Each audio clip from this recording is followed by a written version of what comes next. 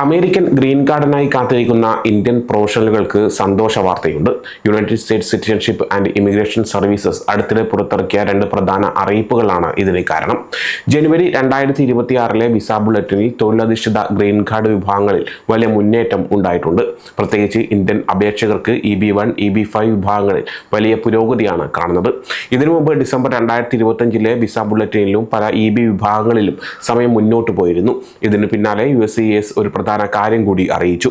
അപേക്ഷകർക്ക് അവരുടെ സ്ഥിരം താമസത്തിനായുള്ള അപേക്ഷകൾ സമർപ്പിക്കാൻ ഫൈനൽ ആക്ഷൻ ഡേറ്റ്സ് ചാർട്ടോ അല്ലെങ്കിൽ ഡേറ്റ്സ് ഫോർ ഫില്ലിംഗ് ചാർട്ടോ ഉപയോഗിക്കാം.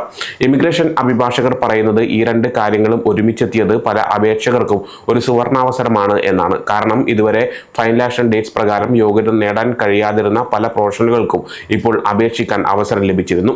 ഡേറ്റ്സ് ഫോർ ഫില്ലിംഗ് ചാർട്ട് ഉപയോഗിക്കാനും അനുമതി ലഭിച്ചതോടെ യോഗ്യതയുള്ളവരുടെ എണ്ണം വർദ്ധിച്ചു.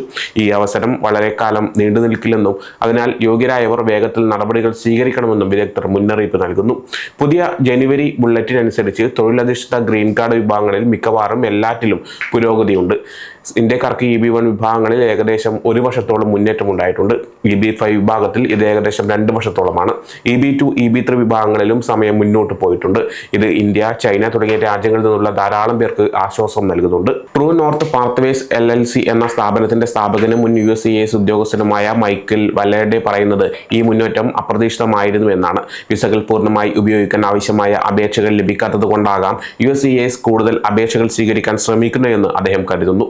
കൂടാതെ ഗ്രീൻ കാർഡ് നടപടിക്രമങ്ങൾ വൈകുന്നതും അപേക്ഷകൾ നിരസിക്കപ്പെടുന്നതിന്റെ തോത് കൂടുന്നതും വിസ ഉപയോഗത്തെ ബാധിച്ചിട്ടുണ്ടെന്ന് അദ്ദേഹം ചൂണ്ടിക്കാണിക്കുന്നു. അദ്ദേഹം പറഞ്ഞത് ഇങ്ങനെയാണ്: ഇപ്പോൾ ഗ്രീൻ കാർഡ് അപേക്ഷ സമർപ്പിക്കാൻ കഴിയുന്ന ആർക്കും ഈ അവസരം പ്രയോജനപ്പെടുത്താൻ ഞാൻ ഉപദേശിക്കും. ചരിത്രപരമായി ഇത്തരം വലിയ മുന്നേറ്റങ്ങൾക്ക് ശേഷം വർഷാവസാനത്തോടെ പിന്നോട്ട് പോകാൻ സാധ്യതയുണ്ട്. ഈ അവസരം നഷ്ടപ്പെടുത്തരുത്. ഇത് ദി അമേരിക്കൻ ബസാർ എന്ന മാധ്യമമാണ് റിപ്പോർട്ട് ചെയ്തത്. ഈ പ്രതീക്ഷകൾക്കിടയിലും അഭിഭാഷകർ കാലതാമസം വരുത്തരുതെന്ന് മുന്നറിയിപ്പ് നൽകുന്നുണ്ട്. കാരണം വലിയ മുന്നേറ്റങ്ങൾക്ക് ശേഷം പലപ്പോഴും വർഷാവസാനത്തോടെ സ്ഥിതി വീണ്ടും പഴയപടിയാകാം. ജനുവരി മാസം വരെ പ്രധാനപ്പെട്ടതാണ്. കാരണം അപേക്ഷ സമർപ്പിക്കാനുള്ള സമയം ജനുവരി 1 മുതൽ ജനുവരി 31 വരെയാണ്. അപേക്ഷകർ അവരുടെ എല്ലാ രേഖകളും പൂർത്തിയാക്കിയിരിക്കണം. മെഡിക്കൽ പരിശോധനകളും ഇതിൽ ഉൾപ്പെടുന്നു. ഇപ്പോൾ I-485 അഥവാ സ്ഥിരം താമസത്തിനായുള്ള അപേക്ഷ സമർപ്പിക്കുന്ന അതേ സമയം തന്നെ മെഡിക്കൽ പരിശോധനയുടെ രേഖകളും സമർപ്പിക്കണമെന്ന് USCIS നിർബന്ധമാക്കിയിട്ടുണ്ട്. Somi Reddy law group PLLC എന്ന സ്ഥാപനത്തിലെ സാംഗീത മുകുന്ദൻ ഈ അമേരിക്കൻ ബസാറിനോട് പറഞ്ഞത്, പ്രത്യേകിച്ച് EB1 നിക്ഷേപക വിസയായ EB5 വിഭാഗങ്ങളിൽ വീണ്ടും വേഗത കൈവരിച്ച ഈ സമയത്ത് വളരെ ശ്രദ്ധയോടെ തയ്യാറെടുക്കേണ്ടതുണ്ട് എന്നാണ്. അപേക്ഷകർ അവരുടെ പ്രൊഫഷണൽ റെക്കോർഡുകൾ പരിശോധിക്കാനും അവരുടെ കഴിവുകൾ കണ്ടെത്താനും നേടിയ വിജയങ്ങൾ വിശദമായി രേഖപ്പെടുത്താനും അവർ ഉപദേശിച്ചു. ഇത് ശക്തമായ ഒരു കേസ് കെട്ടിപ്പടുക്കാൻ സഹായിക്കും. വ്യക്തികൾ അവരുടെ തൊഴിൽപരമായ വളർച്ചയെക്കുറിച്ച് ആദ്യ സമയം കണ്ടെത്തണം. അവരുടെ പ്രത്യേക വൈദഗ്ധ്യമുള്ള മേഖലകളിൽ ശ്രദ്ധ കേന്ദ്രീകരിക്കണം.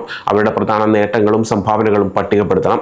എല്ലാം വളരെ ശ്രദ്ധയോടെ രേഖപ്പെടുത്തുന്നത് വളരെ പ്രധാനമാണ്. പ്രത്യേകിച്ച് EB1A കേസ് ശക്തമായി വികസിപ്പിക്കണം എന്നും അവർ പറഞ്ഞു. വർഷങ്ങളായി ഗ്രീൻ കാർഡ് കാത്തിരിപ്പിലുള്ളവർക്ക് വിദഗ്ധരുടെ സന്ദേശം വ്യക്തമാണ്. ഇത് ഒരു അപൂർവ അവസരമാണ്. യോഗ്യരായവർ ഇത് പ്രയോജനപ്പെടുത്തണം. മൈക്കിൾ വാർഡെ പറഞ്ഞതുപോലെ നിങ്ങൾക്ക് അവസരം വരുമ്പോൾ അത് നേടിയെടുക്കുക തന്നെ വേണം.